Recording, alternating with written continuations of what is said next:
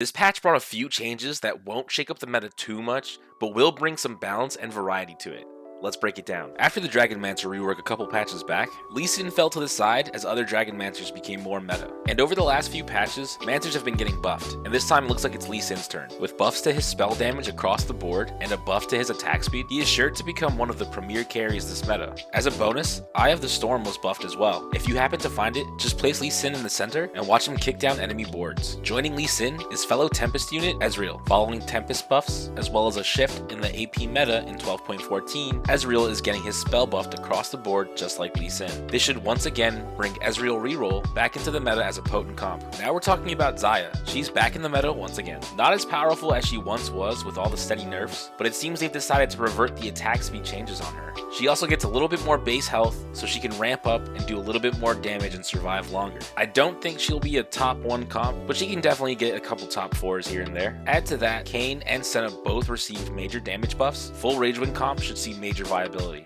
Jade is also making a return with a couple of buffs, as well as a couple of nerfs. Karma's spell no longer fizzles out, which means more damage for her overall, but her numbers were attuned just a little bit so that she does less in her spell base. Ashe also does more damage now on her spell at 3-star. It looks like the devs really want to push an Ashe reroll comp for Dragonmancers. Considering this is several patches in a row now where Ashe receives a buff, her reroll comp may actually be a thing. Jade also did get hit with a Jade 6 nerf of a 1% attack speed nerf. That's not too bad. And Xiaoyu, like Karma, also got a slight damage nerf. This is nothing to worry about though, since Anivia is the main carry, but this should make things more balanced. Now for the big losers of this patch, Nami. It looks like Nami is losing her damage from the 12.14 buffs, and she's losing healing as well. Full mages and astral boards will still be playable, just don't allow Nami to hold items anymore. Joining Nami in the loser circle is Corki, losing damage on both 1 and 2-star. These nerfs make Tristana reroll more appealing, and with the Namzi damage shift from his spell to his trait buff, any Namzi board will require all 3 units at all times. I would consider this an indirect nerf to Cannoneer, since there's 1 less slot for an extra cannon. To top it all off, Gargoyle Stoneplate is also slightly nerfed in the 12.15 meta.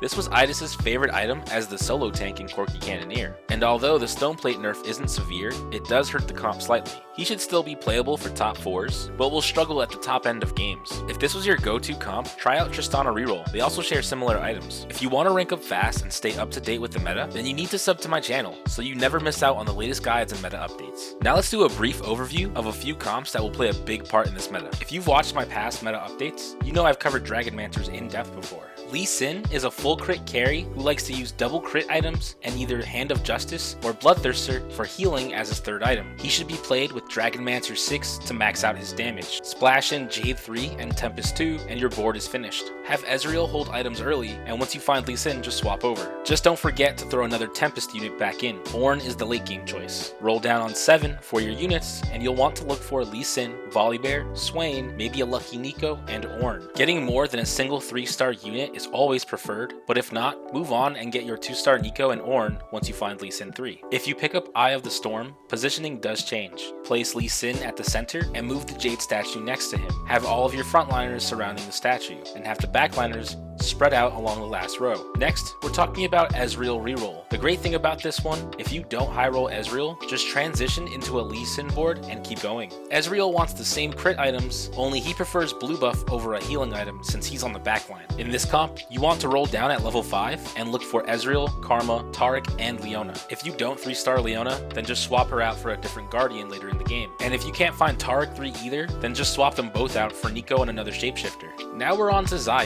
She should be viable once again with all the buffs she recently received this patch, along with the buffs to Ragewing. She may not be top tier, but she can clutch out a top 4. For this board, you want to go with Ginsu's, Infinity Edge, and either Giant Slayer or Last Whisper. She can no longer afford to hold QSS with her lack of damage. Try to pick up Trap Claw wherever you can to protect the backline. With the Kayn buffs, he's now an efficient item holder, so give him the items early. You want to roll down on level 8 for Xayah, Hecarim, and maybe a lucky Shyvana. For frontline, you can go either Bruiser or Cavalier. Cavalier. I prefer Cavalier for several reasons. They've received steady buffs over the last few patches, and their recent nerf isn't too big of a deal. If you go with Cavaliers, then you have access to Guild 2 with Twitch and Sejuani, and if you throw Bard in the late game, that's Guild 3. And if you go Bruiser, then take out the guild members for Ezreal and Ornn for Tempest 2 and Bruiser 2. Now returning for the third meta update in a row is Anivia Jade, who continues to be a powerhouse comp. This comp has gotten some minor tweaks this patch in the form of damage nerfs. Now remember, for Anivia, you want Shojin plus Morello and Archangel Staff for maximum damage.